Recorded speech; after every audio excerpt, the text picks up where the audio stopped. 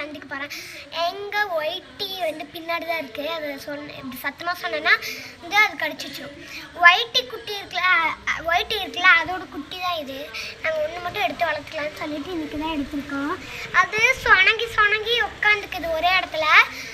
வந்து இதுக்கு வந்து எவ்வளோ நகைன்னு பார்த்தீங்கன்னா வந்து சில நாய்க்கு வந்து 18 இருக்கலாம், அந்த மாதிரி இருக்கலாம். இதுக்கு வந்து 20. நல்ல குட்டி தான் பாருங்கள். என்ன குட்டி இது வந்து அப்படியே அழுங்காமல் உட்காந்துக்குது. சத்த விடுது. என்ன வேணும் பார்த்தீங்களா? இந்த சைடு இருக்கு பார்த்தீங்களா, அது நக்கிட்டே இருக்கு.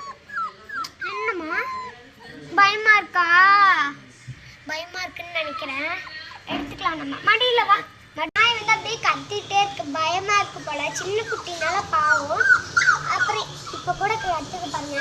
இது பேர் வந்து ரிக்ஸ்னு வச்சிருக்கேன். கம்முன்றா. சரி வலிக்குதா? இங்க கீழே ஏறு. கத்திட்டே இருக்கு.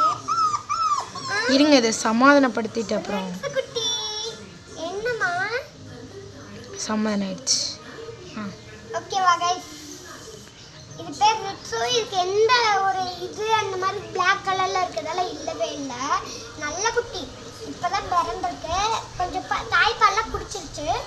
ஏன் இந்த பேக்ரவுண்ட் வேற மாதிரி இருக்குன்னு கேட்குறீங்களா? இது வந்து அங்கே இருக்க பயப்படுது, அதனால இங்கே கூட்டிகிட்டு வந்துட்டோம். இது தலைகாணின்னு நினச்சி தூங்குது. இதுக்கு தண்ணியாக இந்த டப்பாவே வச்சுருக்கோம். அப்புறம் இது வீடு வந்து இது வீடு தான். இதுக்குள்ளே வந்து நாங்கள் படுக்க வச்சா அது படுக்கவே மாட்டேங்குது. இன்னும் வந்து குஷன் மாதிரி இதுக்குள்ளே வந்து ஏதாவது கிளாத் போட்டு ரெடி பண்ணி அந்த மாதிரி பண்ணணும். அதுக்கப்புறம் கொஞ்சம் கதவு மாதிரி அந்த மாதிரிலாம் ரெடி பண்ணலான்னு ஒரு ஐடியா இருக்குது. இது ஃபஸ்ட்டு நம்ம வீட்டுக்கு செட் ஆகணும்.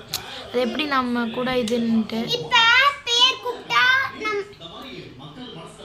இப்போ வந்து நம்ம ஒயிட்டி பெரிய குட்டி வந்து கூப்பிட்டா அது வருதுல்ல, அந்த மாதிரி இது கூப்பிட்டா வர மாட்டேங்குது. செட் ஆகணும். அதனால இது இன்னைக்கு தான் கொண்டு வந்திருக்குள்ள.